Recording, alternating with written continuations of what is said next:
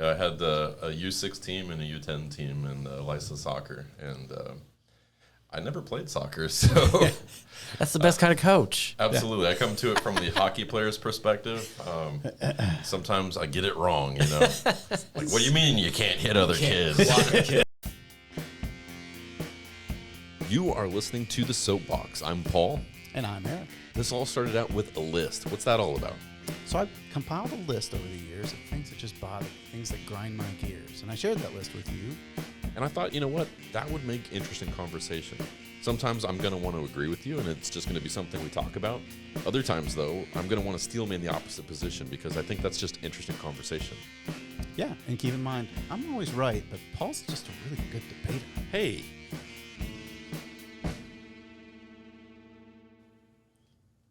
Here we go. Here we go. I didn't ask if you were ready. Welcome. We'll find out, Paul. We'll find out if we're ready. That's the best way to do it. Awesome. So we've got a couple of special guests with us. I'm going to say extra special guests because I like both these guys tremendously. Look at that. Do you guys want to give yourself a brief introduction, or do you want me to do it? We'll jump in. Yeah. Okay, so my name is Gabe Dadi. I'm a civil engineering professor here at the University of Kentucky. As my main role, I'm sure we'll talk about some other things that we do in life here later on. I think we will. Perfect. My name is Ryan Tenges, longtime listener, first-time guest. I work with the Federal Highway Administration, the Kentucky Division Office. I used to work for Mr. Mills, and he was a previous guest as well. Oh, that's so, right. Yeah. Small community here. Yeah, And Ryan, you listen to the podcast audio often. I do. But Dr. Dadi has actually watched the videos. Pick up the video. Yeah. Better fix your Doctor. Video Yeah. ever so slightly. I had to Make throw the you're doctor looking in there. good indeed. Is that because I'm not a doctor? No. I mean, Because he's got more hair than us. I'm not a doctor either. This is the non-doctor half of the table. It's okay. Well, we love the idea of going into things cold or going into things with just a little topic, just an idea. A smidgen. Yeah. And And I think it's better organic. It's better Yeah. if it's just conversation. And- And we've already given the disclaimer, at least to Ryan. I haven't given the disclaimer to you. If this is terrible, if you don't like it, we'll just hit that delete button. just cut it. And yeah, it never happened. Perfect. But Yeah. I don't think it's going to go that way. So who came up with the topic? Gabe, I think this was you, right? Maybe, I don't know. One thing that we had shared in common is we spend a lot of our lives coaching our kids' youth sports. So I know a lot of people probably have kids that are involved in a variety of different sports, but our kids are involved in a couple that take up a lot of our time. And so thought that's something that maybe would be interesting to talk about. and what let's get ages and sport.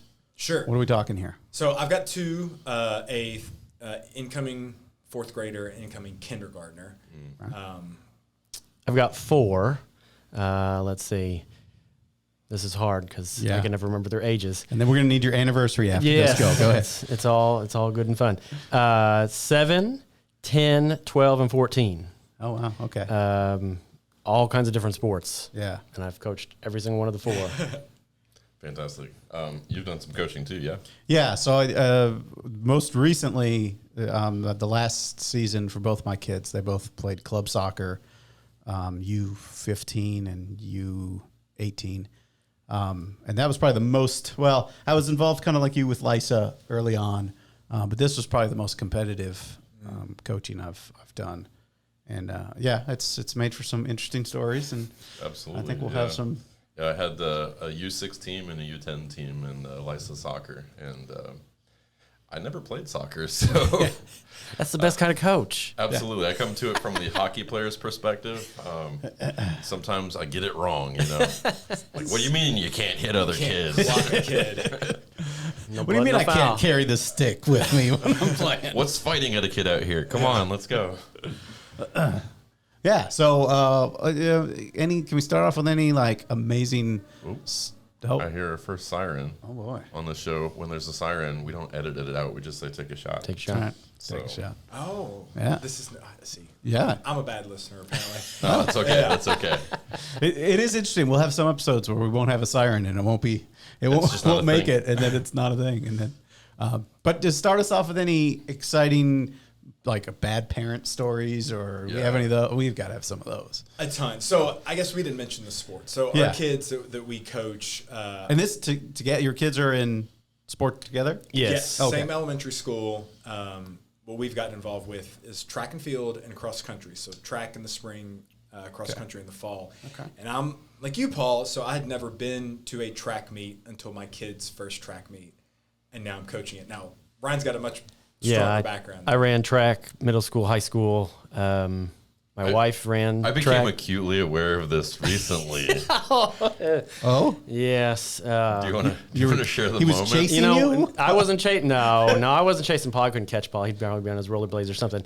No, Gabriel. but Gabe is a good videographer on the side, and we had a UK practice recently where we had a bunch of athletes from UK that showed up, and the kids were loving it. They're just doing all their exercises with them, doing their workout. And afterwards, we were just kind of finishing up. All the coaches were hanging around, and one of the other coaches on our team was actually an Olympian. And what year was it? 08. I think it was 08. I was going to say 08. Shout out Coach Jose. Coach Jose. Oh, nice. And he actually raced against Usain Bolt. Like, Oh, wow. He was in 200 quarterfinal, semifinal. I Think can't so, remember which yeah. one it is. Wow. Bolt won the race, but Jose finished third. Anyway, No kidding. Coach Jose also, he was an All-American at UK, so he has a kind of a relationship with the UK runners in that respect. But anyway, after practice, I was like, you know what? I haven't done a handoff in a while, and we always practice handoffs for our 4x100 meter relays. And I said, hey, Jose, let's try to do a handoff. I want to try to hand off to you, see if I can catch you in the zone. And yeah, that was what Gabe took a video of. The logistics of the handoff, you have to be going at a comparable speed. Yes. So that you can pass the baton. Yeah, so he'll start from a stop, Yep. from a standing position practically, and just kind of take off, and I'll be running in and I have to catch up to him and get the baton into his hand. So he's fresh. He's got an Yes. advantage. Yes. I'm trying to help you out. Yeah, no, there's no help. There's Can we put the video in here? Can you send send it us to the you. Yeah, video? I got- Okay, yeah, we'll put it. Where's my camera? We'll put it right up here. Oh, wait. Yeah. Okay. But now if we put that video in, you have to put in the second video See, this is where Oh. Gabe tries to hand off to me. Oh, okay. So the big thing is I couldn't Will you catch send us Jose. both? I don't have that one. And Oh, he's got that. okay. You got Okay, it. we Yeah. got this. Perfect. But yeah, I couldn't catch Jose, and Gabe got it on video and shared it with the whole conference, our recent safety conference during his session. So You got to use illustrative examples, right? Like That's true. We got to share the story of like being confident, coming in and challenging yourself and learning. So You just threw him under the bus. yeah, there, yeah, man. it was. yeah, he didn't let me know he was going to do that. Yeah, yeah. It was a fun moment for sure, and you took it like a champ. The room was very full. I heard a rumor that he told lots of people at the center that there would be a video that they should all see. No one likes to speak to an empty room, so I had to recruit some people in. Well, we hope you use the same energy for this episode. Help us out on the promotion. Absolutely. That's awesome. So, bad parents, have you guys encountered this together? And if so, can you think of a shining example there? So with track and field, there's just so many moving parts and logistics in terms, especially with elementary school kids. So you've got calls that are being made from the stands in terms of, getting ready for a 100-meter dash and all that. And you've got kids from, 5 to 6-year-old up to 5th grade. And so half the battle is just trying to figure out where the kids are. Mm-hmm. And I think the story that comes to mind for me is, you've got to be at the start line when your race starts. And we're constantly trying to scramble to find where kids are. And we tell them, stay at the team tent, stay at the team tent. But parents don't like the team tent because they don't bring a chair, or they want the shade that can come from sitting under stands, or they're at the concession stand getting some food or whatever. And we've had like star athletes for our team that we need to run a race that we just can't find. And they're sitting in the stands with their parents and trying to track them down and yell for them and that kind of I thing. mean, there's not a microphone, or is there not a No, so the coaches will have. This is, Like a this is a megaphone. good story. This This is is a good extra. question, Eric. I like it. This is good. We're a little extra with our team. So we've got like 150 kids on our team that There we're you go. trying to track down.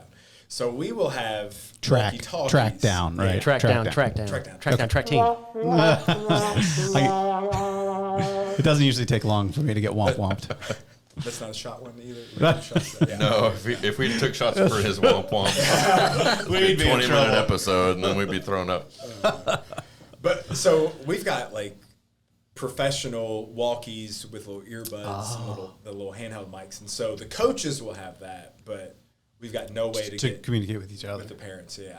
Oh wow. That makes me think of our paintball days.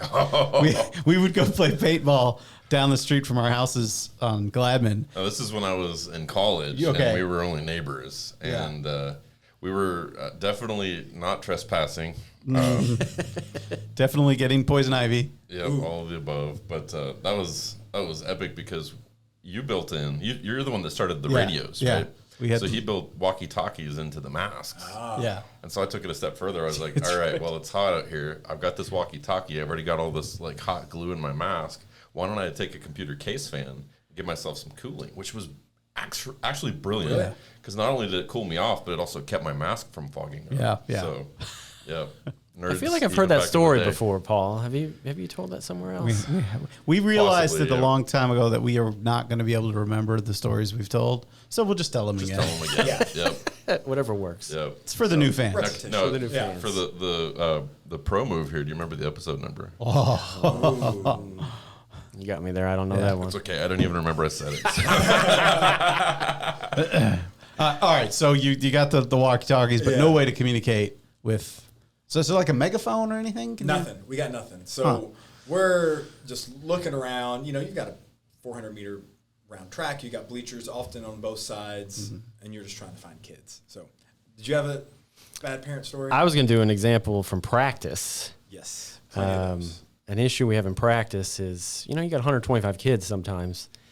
And if you have a handful, maybe 10 that are just acting a fool, I mean, that messes up your entire practice. Anyway, we had one this year. A young man started pushing and actually ended up punching another kid in practice. And the kid that got punched found his mom on the side. And she actually came up to me and talked to me and said, hey, this is what happened.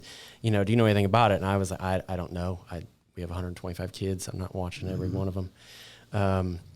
But actually, 2 minutes later in practice, another kid came up to me that I knew really well. And he's like, hey, Coach Ryan, I got in a fight earlier. I was like, oh, okay, so this is the one that did this. Okay. And he starts talking, and he's like, yeah, he started pushing my brother. And I was like, I got to defend my brother. So he just, like, slugged him right in the gut. Were you kind of proud of him at the same time? I was very proud of his honesty. And then he came to me, and he said, Coach Ryan, I did this. That was impressive. Then I started talking to him more, and I'm like, hey, buddy, you can't punch some kid at practice. It's just not how it works. He's like, well, my dad told me that anyone that punches me, I punch him back really, really hard as many times as I want to. Oh, as many times as I want to. I was like... I feel like he edited that one a little bit. I was like... oddly specific. Yeah, I don't think you can do do that, buddy. Dad said I can beat up Jeremy. He just doesn't like that kid. That's right. He spoke in class today. I was like, buddy, your dad's not in charge here. I thought you were setting me up. Well, maybe you were setting me up. Sorry. I was like, buddy, your dad's not in charge here.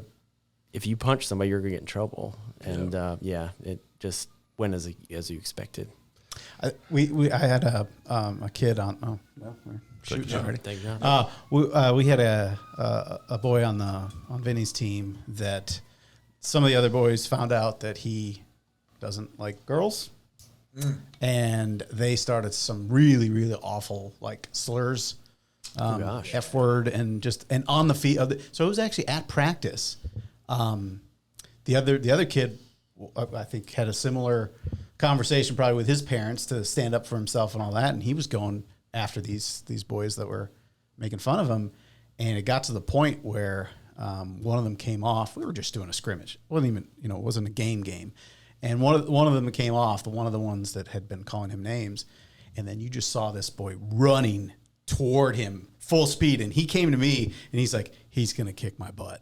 And they were about ready to just really fight. I could see it. I think dude was seeing red, and I got right in between them, and it was everything I could do to keep them separated, and the other coaches came in, and luckily we avoided any contact. But it was morale just took pretty tense for a minute. Yeah, and morale the rest of the season just went into the tank. Yeah. How old are these kids? 14. Oh, wow. Yeah. So my U6 team, this was maybe 2 to 3 weeks ago, very last game of the season. And for U6, we don't have referees because at this point, you just point them in the right direction and just want to make sure they go to the correct goal. Go. Yes. Yeah. But there's limits on what they're allowed to do on the field. And they're not allowed to head the ball. They're not allowed to slide. And this is for their protection because their little bodies can't handle that yet. They're not, strong enough or robust enough. It's bad for their tendons and all that. Well, they had twins on this other team. Both of them look like little Street Fighter characters. They just slide. And I blew the whistle. I'm like, you're not allowed to do that. Well, their coach came barreling at me. And he was this, just brawny-looking guy that looked like he came just, fresh from Powell County. And he was, if you're from Powell County, shut up. I'm not even sorry. He came to me and he's like, you can't tell my players what they can and can't do. I was like, well, actually, we're the refs on the field and this is a rule. He's like, no, it's not. They've been doing it all season. You're the only one that's ever said anything. And he's up in my face. Well, as he's yelling at me, now all the parents on that team feel like I'm the one that's in the wrong. And therefore, they also need to chime in. So now I've got two sassy Latinas that have also joined the mix, and they are just giving me the business. And I have several other parents and an assistant coach. It's like 5-on-1, and I'm the one that's holding the ground like, look, it's in the rules. So I pulled up the rules, and I made the mistake of not going to the LISA webpage, just relying on the Google AI summary, because it was really quickly on my phone, like slide rules, U6, LISA. I showed them the results. They're like, that's not even the official rule, so I have to pull it up again. Finally pulled it up again, showed them the actual rules, and I'm wondering, for all the parents that are on my team, where's my backup? Yeah. Because I'm a hockey player. I can handle one guy, 5-on-1. 5, 10, 15. I'm going to back down from that one. So I showed them the rules. It's close enough to the half. I just blew the half. I was like, everybody, go to your corners, sit down, cool off. And I thought for sure like it was going to end in physical contact. But once I showed him the rules and he realized he was wrong, it just took him a couple minutes to kind of cool down. And he actually came back to me, shook my hand, apologized, and everything was cool. Wow. And then the little slide twins had no moves after that. The slide twins. Disarmed. But the funny part about that is the only reason I started coaching was a very similar confrontation when my older son was in, I think it was U5, U4, whatever the level is below this one.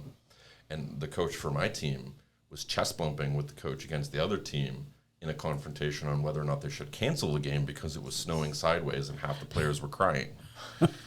So, wow. Yeah, LISA soccer. Yeah. I don't know if you guys knew this, but apparently I'm in the hood. Yeah. We had a parent for one of Vinny's games when he was in LISA that the ref ejected because he was actually wanting to know what the foul was for, but he was a little rambunctious about it, and I think also the referee got to a point where they were just like, you know what, I'm not even going to tell you what it's for on principle, and so they kept saying nope, and he's like, but you got to tell me, and finally, I think cops got called even. Oh, fantastic! Yeah. Thankfully, I haven't had the police show up yet, but I'm entertaining the notion of coaching again next season. So, we may have to do a follow-up episode. Mm-hmm. So, for the track background, we don't have these confrontations like this. Yes, that's true. Are the parents just that far away from the action? It's not as confrontational, I guess, potentially, or There's not as many judgment calls in track as there is on a field. Sure. But you can have something like that in case, you have sometimes at the finish line, you have a picker that says if it's like only a 50-meter dash or something, they have to say, okay, first, second, third, and they may pick wrong. Yeah. And then you have an issue. I've seen that in I've seen it some places. I don't want to say. Protect the innocent. So Vinny did track this season. Oh, nice. In conjunction with soccer. So he's a freshman. Yeah. So I saw a little bit at the middle school level of track, but I thought all the track meets for middle school, they're at the high schools, aren't they? I think so. Not many middle schools have a track. Yeah. Madison County Middle has a track. That's true. That's an It example. used to years ago. I don't know if they still do. I guess Jesse Clark. has. I might be thinking maybe Viv did track as a freshman. Anyway, I really only remember going to track meets at the high school, and they do have a microphone and a PA system. So they're calling, but I will tell you, it sounds like the biggest unorganized mess. It is. It's so, I mean, because we've done a lot of soccer games at the stadium, and we've got theme music, and we've got a little sheet. Actually, shout out to Kristen. She like laminated a instruction thing for like the board. Push this button and do that, and like you got all the halves this long and whatever. But track, it's like it's a hot mess. It's a hot mess, and I don't. Yeah, it's an engineer's nightmare. There's nothing efficient about it. I feel like you need one person kind of emceeing it, or with a clipboard and a because Generally, you do. Okay. But that one person that's doing it, that doesn't mean that they're necessarily good at it. So I think that in our experience, have we ever seen a meet that starts on time or runs efficiently or has no issue? No, and so we're both engineers and on the coaching staff. And so we're in the infield seeing the logistics of all this play out. And every single meet, we're like, why are we doing it like this? Why is this happening like this? And of course, we do get to host a meet once a year. That's the best meet ever. Best meet ever. Okay, so you guys actually put the thought into it, and we kind of do. okay. As much as we're allowed to. Yeah.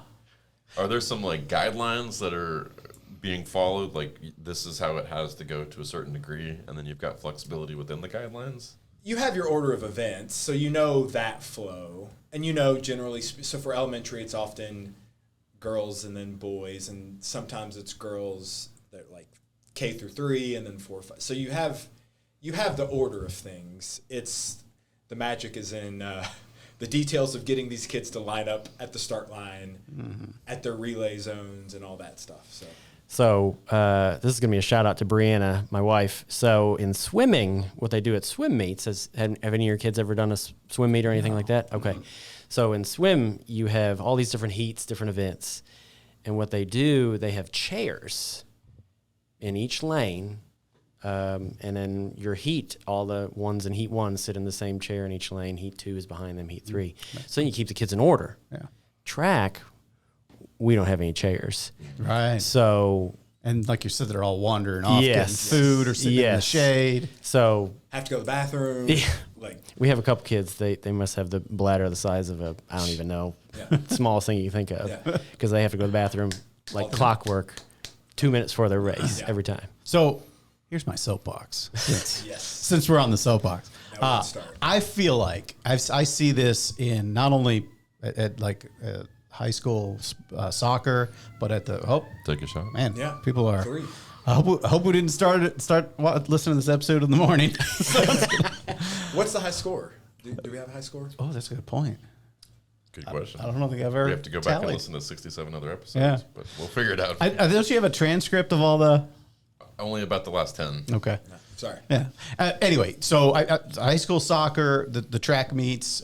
I don't even dare say the middle school track practices, and I mean that was a mess too. But here's the thing I'm noticing. I see this in conference planning too. You don't have since everyone leaves when their kid graduates or changes school, you don't have that carryover of experience and The handoff of the baton. The next generation. Wait a second. I believe that's Paul's first thwomp off. Yeah. But yeah, you end up with all that knowledge drain, right? I mean, we're dealing with the cabinet, right? I was gonna say this applies professionally as well. Yeah. So And again, with conferences, I saw it. ITE, famously, we were helping with ITE conferences once every 7 years. We would do a Kentucky one for Southern District. Just enough time to forget everything you Exactly. And yet there's somebody who just planned one last year in Virginia or in Alabama or whatever else. Who is probably so burnt out that they're like, all right, not my problem. Exactly. And I think you have that same thing in youth sports where you have someone like, do you guys have like a president and a secretary or anything like that for track? no, sir. No. Yeah. I mean, we do that for a booster club for soccer. Do you have a booster club for track? No. Taking notes here. So basically, at any point, we could just show up and just take the organization over with no. I don't know about that. There's pretty strong, powerful hands at the very top of this organization. So Okay. Just the ones getting paid then, right? I don't know. No one's getting paid. I don't think there's any pay. Oh, okay. If someone's getting paid, we're not. Yeah, we're not. Yeah. It's with I know with high school soccer, because I was secretary for our booster club. It's very often we're told the high school pays for head coach, nets for the goals, and maybe balls. Like that is it. Everything else is fundraising. I've heard that about like high school sports Yeah. here in Lexington specifically. You have to have like a booster and all that stuff and raise money. Yeah. And all that does is it introduces those those fundraising websites where they'll take a cut, which it sounds like a bad deal. It's not.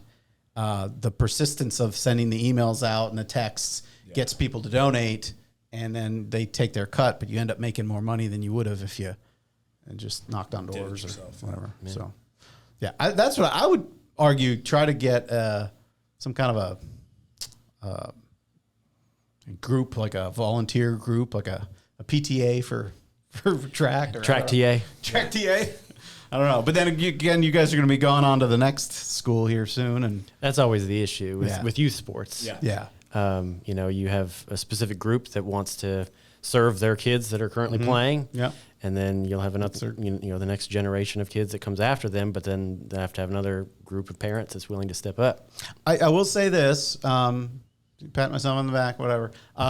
They had a booster club meeting for the fall. Girls soccer team is kind of getting going now, and they had a meeting in the library, I don't know, a month or two ago. We were invited, the existing booster club was invited, and even though my daughter's graduated, I went to try to, like, hey guys, here's the things I see, here's my email, reach out if I can help. That kind of a continuation of knowledge, I think is, I don't know. I wish there was more of that. Yeah, absolutely. So let me pivot then, because I think in the current position that you're in, and even the current sport that we're talking about, maybe we're not quite hitting the main topic, and I want to maybe take us back in time a little bit to when you were the student athlete. I assume you obviously ran track? Did you do other sports as well? I ran track. Middle school, I played basketball, and then high school. Well, I played soccer all the way through freshman year in high school, and then I focused on track and cross country. Okay, and same question for you.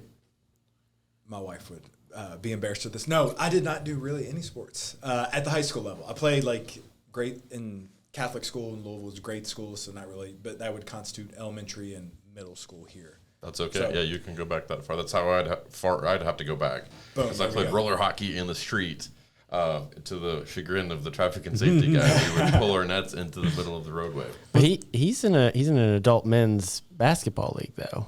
I have been, yes. Yes, so he's played Until some I roll sports. an ankle, and then I'm out for a few weeks. Yeah, but He's basketball. an and independent agent right now. He's just using that as leverage for negotiation. Do we have any sponsors that need a team that want to? Yeah, basketball and baseball would be my main sports. You still have 4 years of eligibility to. Yeah, well, now I could probably have a COVID year I could get. Oh, That's true. Maybe an automatic transfer. When I sprained my ankle, get a medical redshirt year. So I got 6 years I could go. Yeah. You could even gamble on yourself still and still remain on the team. That's true. With lots of money. it's my understanding if you can run a sub 6 mile, you can walk onto the football team. Really? So, Wow. Goals. We could be close there, Gabe. Yeah. What about somebody that can walk about a 15-minute mile? I'll be sweating pretty hard, but I could probably hit it. Now if I were on rollerblades. There you go. Rollerblading Paul. Boom. I like it. All right, so back in Wisconsin, right? Wisconsin, Yeah. yes. West Bend. West Bend. I am the random person that Eric has mentioned multiple times that grew up very closely to him. Yes, indeed, and finally got you hooked to come on. Yeah. I got Which is tricked. Exciting. Yeah, and then I was telling you. Okay, Can we just rabbit trail for a moment? Of course we can. This half of the table, if you're not watching, I'm pointing to Eric and Gabe here. This half of the table orchestrated this episode.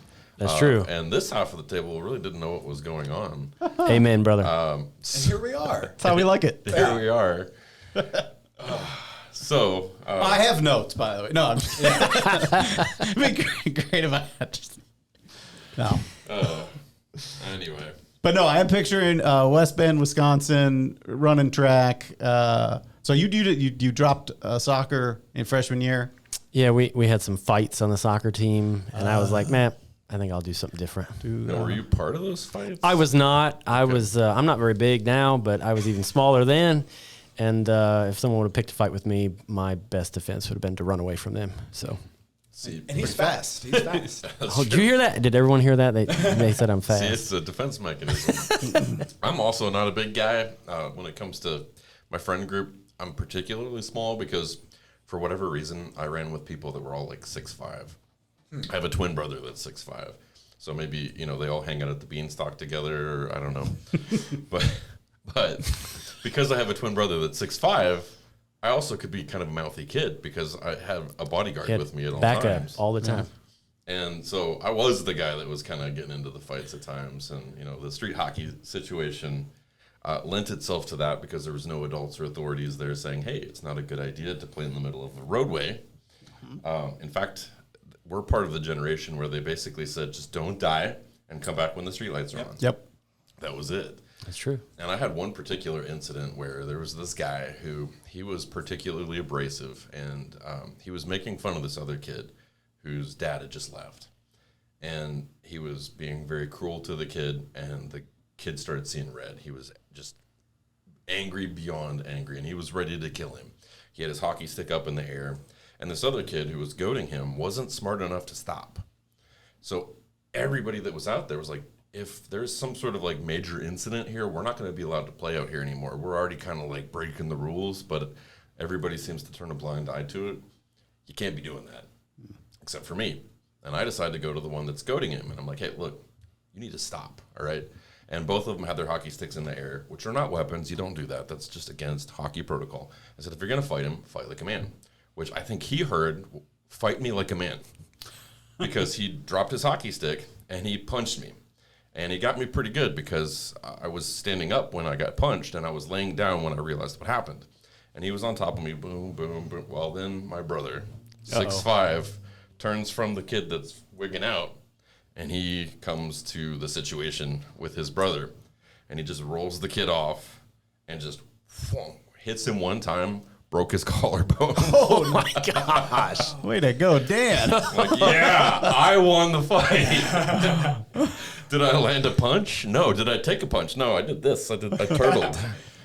Yeah. So having the enforcer was always a benefit for me. In keeping with safety in the roads and vulnerable road users, maybe VRUs. On topic here. I remember growing up in Wisconsin. I was living on Aspen Street, and it was a dead end, and we had a big cornfield right behind it.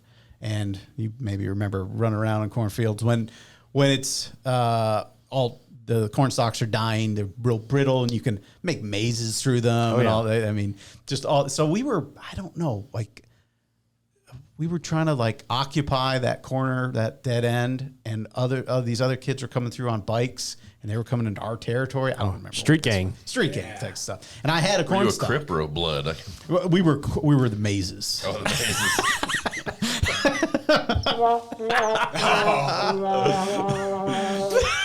This is the only time he's got 3 womp womps in one episode. True. Setting records. We are. So I've got a dead corn stalk in my hand. It's my weapon of choice. And the kid comes riding by on the bike, and I'm like, yeah, I'm going to take this and spear him in the head. Well, I didn't have any good aim. Turns out it went right through his spokes. Which is better. And the bike flipped over, and he landed on the ground, and everyone thought I perfectly planned it. And they're like, nice shot. Like, yeah. Totally meant to do that. That sounds like the early life of a javelin thrower there, Eric. I mean, maybe. I missed my calling. Or prisoner. Prisoner. Going for the headshot, man. You were feisty. Okay, I have a question, another. though. Oh, yeah. So this reference could fall short and be really awkward. But it came up last night. You talked about a little street biker gang. Do y'all remember the toys Biker Mice from Mars? Yes. Growing up. Yes. Okay. I don't know what that is. I don't know what that is. We searched last night. Not a soul could remember it. But Yeah. Paul's with me. Let's go. Okay. So it Yeah. started out as a toy line, and then retroactively they turned it into a cartoon so yeah. they could sell more toys. Yeah. And I think this was one of the after-school things that you'd see on Fox 56 for just a minute, and it was so bad. Yeah. Because they were like, okay, what's cool? Ninja Turtles. So what can we do? Let's do mice. Are they mutants? No, can't have mutant mice. That's too derivative. They're going to be from Mars because now we've got alliteration. Well, what do the turtles do? Well, they ride skateboards. Can't do skateboards. Yes. Let's put them on bikes.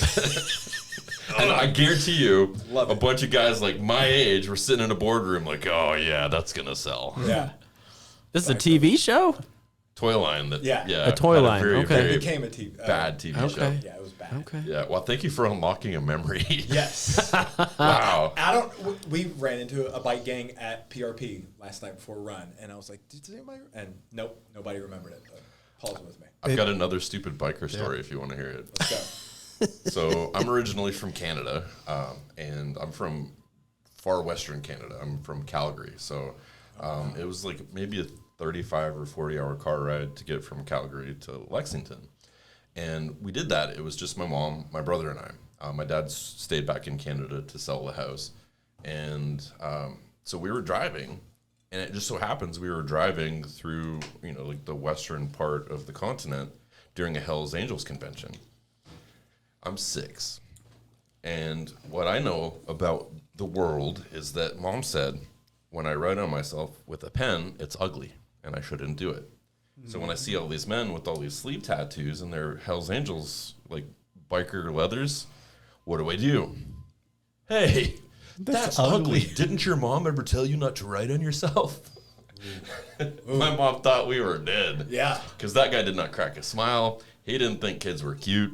I'm pretty sure he knew where to hide a body. Yep. So there are so many reasons I should not be sitting in this chair today. This explains so much, Paul. I appreciate that. That's good. I think we're learning a lot about everybody. So wait, what sports did you guys do then? So, Paul, you obviously played hockey. So hockey is weird because I played a lot of street hockey, never in a formal league until college. And then I was actually the president of the UK club roller hockey team cool. when we had one, which was not nearly as important as I wanted people to believe it was when I said it. But there was at that point in time, Soccer Blast over by Meyer had a hockey floor, an indoor hockey floor. And so we found enough folks that we could play against that we formed a team. And that was cool. Prior to that, I played about 5 years with the baseball. I tried my hand at football, no good, too small. Tried my hand at basketball, no good, too uncoordinated. I kind of settled into gamer. That was... FIFA was my jam. No, didn't like sports games. And in fairness, on the Nintendo, Super Nintendo, they weren't even that good. Yeah. Although NCAA basketball had one that I did play and I did enjoy. But they had to make up all the player names because they weren't allowed That's true. at that point to have NCAA players associated because they couldn't get paid back then. Would they could use Mike Tyson though? Well, it wasn't college. That's true. Yeah, I guess You it's true. could, if you search the dark places of the internet, download the rosters for certain. And like mod the game. Yeah, you'd mod. So, like, That's awesome. I played like NBA Live 93, 94, whatever it was on Genesis, and they had this. There were some like secret players that you could just type in their name to create them, like Jordan. Steve Urkel was on there, and others. And buddy, Steve Urkel could ball. Does he shoot and go, did I do that? Now that would have been impressive if they had that in the game. But he was a pretty good baller back then. So I was a skateboarder all through high school. So that was, and we in Wisconsin in our group, we were kind of famously anti-sports. It was like you weren't. That makes perfect sense. 'Cause the rebel that has his own corner of the cornfield. Right. I'm not going to participate in your establishment. Spearing other people. Just imagine you had hair and you swooped it out of your eyes. I did have. My mom hated my haircuts.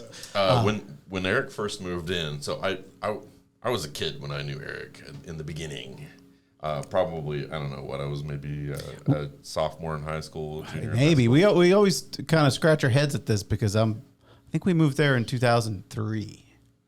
I think you were older. Okay, maybe I was just a college bum still Yeah. living at the house, but Yeah, I there think was that this was- long-haired hippie that moved in next door to us, and we were like, I don't know about this guy. we did offer right before we moved to Gladman. We were on Sheridan, right next door to AD and Marcy, who AD's in the band with me now. But I remember we invited them over. We hadn't met them, but we invited them over, and we're like, "Hey, we made some brownies. You guys want to come over?" And AD's like, "Those hippies, those are pot brownies." Yeah, and then it turns out like they were some of the coolest neighbors we ever had. They were doing a Friendsgiving. I think this is where, Yeah. if you listen to the Friendsgiving episode or not, this is where I actually first kind of got to know you. 'Cause Yeah. you're like, we're frying a turkey, and then we're gonna fry some Oreos, and you just kept naming things. I'm like, you've stumbled on like 7 things I want to see Yeah. fried. I'm coming over. This sounds amazing. Yeah, and that's Friendsgiving's been going on since like 2001 or something. Yeah. The other thing, I don't know if you know about this guy, and maybe we've mentioned this on the podcast before, but just kind of going down memory lane here. Mad scientist. He's actually a mad scientist. Do you guys have a garage with a door opener? Is this a thing for you all? Do you have an Yes. app? I mean, some people an have app? an apartment. No app. You have the app. No up? app. My app you have to pay for, and that just wasn't a bill I wasn't willing to pay. So this would have been 2000, maybe 5. Yeah, that's probably right. Man, He had this breadboard in his garage with all these wires coming out, hooked up to a network, hooked up to a website, right? Yep. And then he would send a call to the website, which would ping the board, close the circuit, and either open or close the door. Yep. So he was a good 15 years ahead of all these garage door companies that now have a web-based app.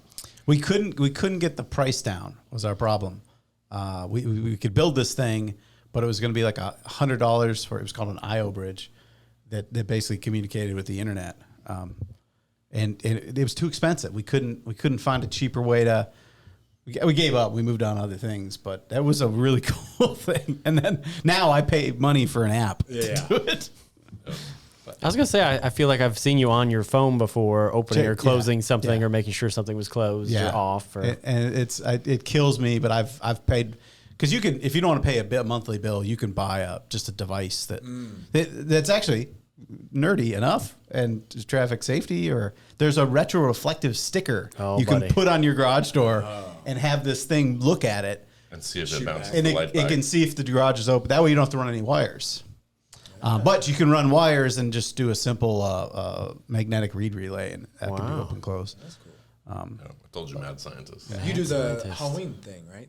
Yeah, Candy cannon. the candy, Cannon. candy pole, Candy pole. launch candy at the kids. Yeah.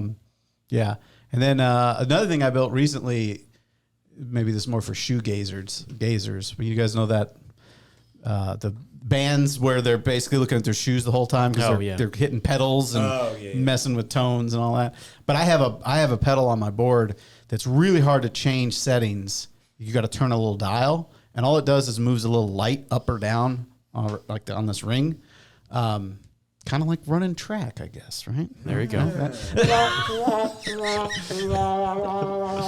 Anyway, I spent way too much time taking this wooden board with a bunch of buttons on it and have it plugged up to an Arduino. It basically sends signals to the pedal to change the setting. And it's so much easier to look down and just go, oh, I want it this sound or this sound. And, I don't know. That's cool. One of these days we'll shoot some video of all the crazy devices I think I've made. Yep. I mean, like the SPFer. SPFer. There you go. Yeah. Yeah. Which Paul helped with. Yeah. See? That's all. Made it shiny on the front. You made it look nice. Didn't look like a bread box in the garage anymore. Well, we'll use air quotes for nice. That first iteration wasn't my best work. Oh, we are hopefully soon gonna update our buzzer box, which is we do a little thing called Traffic Bowl, where we have students answer trivia questions related to traffic, and it's usually for ITE. And I built this thing where you push button and it buzzes and then locks out the other two. But the thing is so clunky and hard to handle. Uses the Staples Easy button as the buzzer. It does, yeah. Yeah. So we want to kind of retrofit the whole thing with little like handheld push pins and build it inside of a traffic signal. Oh, wow. That'd be cool. And that's where I think you'd see the talents of Paul, where he's clean and tidy and will make things. And me, you open up that box and it's just wires everywhere. It's so I hope we build that. Yeah, here soon. he's the Steve Jobs. I'm the Wozniak. Or no, wait. I don't know One of those combinations. One of those which guys. one's bald. I don't know. I'm probably the Woz. Yeah. Okay, guys, we talked about youth sports. Anything we leave off? Well, we did leave off one very important thing because Oh. you got on your soapbox, but we yeah.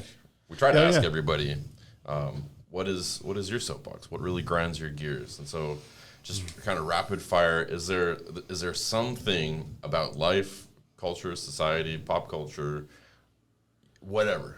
This is your moment to kind of get your message out to hundreds of people at this point. Hundreds of people, dozens. Hundreds of dozens of people. I would say bicyclists that ride on the road that don't follow the road rules like they're a vehicle. Okay. So don't stop at the stop sign. Maybe don't signal that they're going to turn. Just like blow through a red traffic signal Yeah. or weave in between traffic that's stopped or something like that. Just Yeah. So you're Unsafe okay things. with a bike on the road? Yeah. Follow the rules? Yeah. Good stuff. if you're on the road, Yeah. you're a vehicle. Yeah. Follow the road rules. Yeah. Great. I love it. Mine's the ones that come to mind are very niche. Like, Have you related listened my to our job. That's perfect. Yeah. We just may have picked up a third co-host. This welcome to Niche Box Lex. Yeah. Hit us with the strange one. We don't want the common stuff. A strange one. I mean, this is very philosophical and big picture, but I get frustrated with leadership at all levels being unwilling to accept mistakes or admit mistakes and own mistakes. Liggins. Yeah. There's a Very timely. Wow. Yeah. Wow. Eric said it. You didn't. So I did you're not. in the I did. clear. We're good. Yeah. Yep. Am I in trouble? No. He's in trouble for sending an email at 3:15 in the morning. after tying a few on. Yeah. Okay, leadership. Yeah, yeah. Not you. Do you have like Probably. I don't know. Allegedly. Allegedly. Is that what I'm supposed to say? do you kind of have like a generic example of what you're saying? I think you could just say, I feel like as a leader, you become more likable and relatable if you're willing to admit that you're not perfect.